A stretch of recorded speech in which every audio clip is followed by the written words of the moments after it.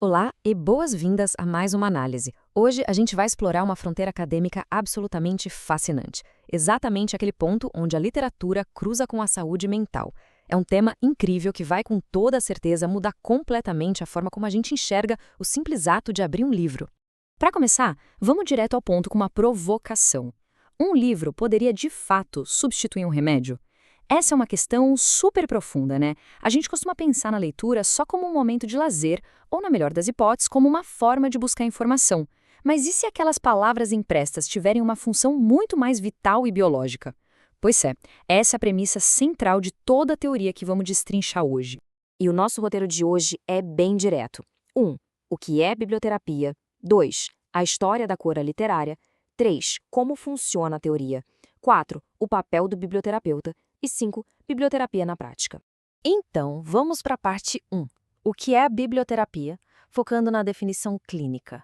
Para começar, é super importante entender que isso não é só uma ideia romântica ou uma tendência da internet. É um arcabouço teórico muito robusto.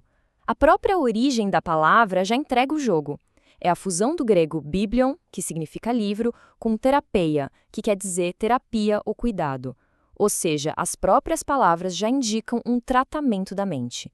A gente está falando de uma intervenção psicológica real que funciona tanto de forma preventiva quanto corretiva. Não é ler por ler, é ler para curar. E para provar que a comunidade médica já leva isso a sério há muito tempo, basta olhar para o Dicionário Médico de Dorland. Lá em 1941, ele já definia a biblioterapia literalmente como o emprego de livros no tratamento de doenças nervosas. É o reconhecimento formal das narrativas como ferramentas terapêuticas. Isso já tem muitas décadas. Agora, entrando na parte 2, a história da cura literária, viajando das antigas bibliotecas até a ciência moderna. Os saltos no tempo são simplesmente impressionantes. Lá no ano 50 d.C., o pensador romano Celsus já estimulava o espírito crítico por meio da leitura com fins terapêuticos. Dando um salto gigante para 1853, o Benjamin Rush trouxe a primeira abordagem científica sobre o tema nas Américas. E em 1949, a Caroline Schroeder defendeu sua tese provando, de uma vez por todas, a biblioterapia como uma área científica validada. É um peso histórico gigantesco. Tem uma curiosidade histórica maravilhosa sobre a Abadia de São Gal, na Suíça. Lá, textos sagrados eram recitados até durante cirurgias.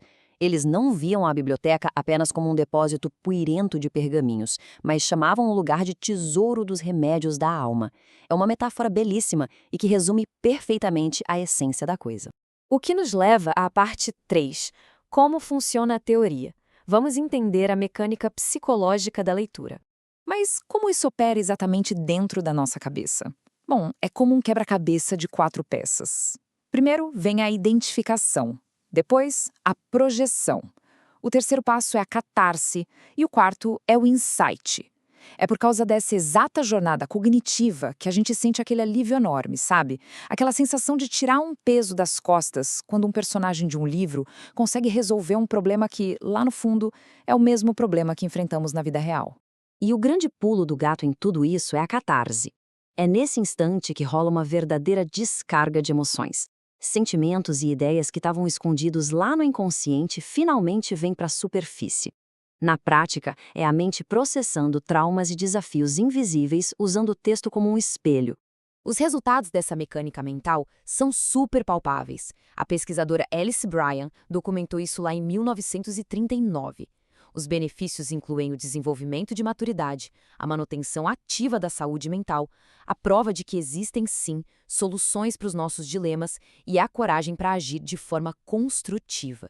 A leitura deixa de ser só uma rota de fuga e vira um motor para criar planos reais de vida.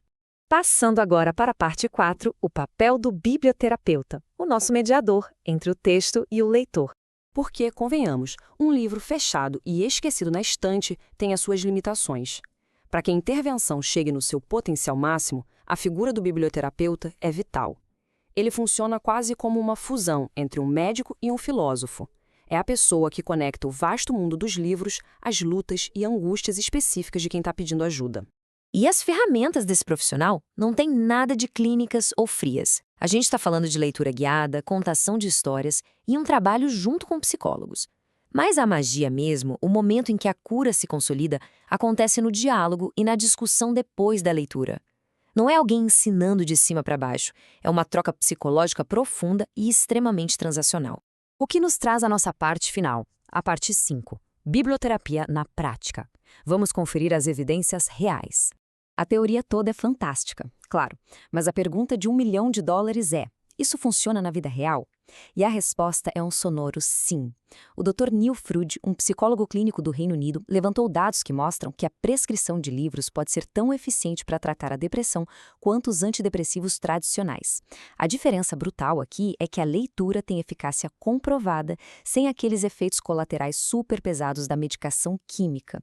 Isso traz a teoria com os dois pés para dentro da medicina moderna.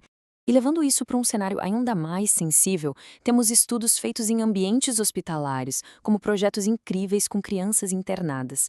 E o mais legal é que o impacto positivo não foi medido só com base num vago elas se sentiram melhor. Foram feitas avaliações clínicas rigorosas, medindo alterações de humor e, acreditem, até os níveis de dor física.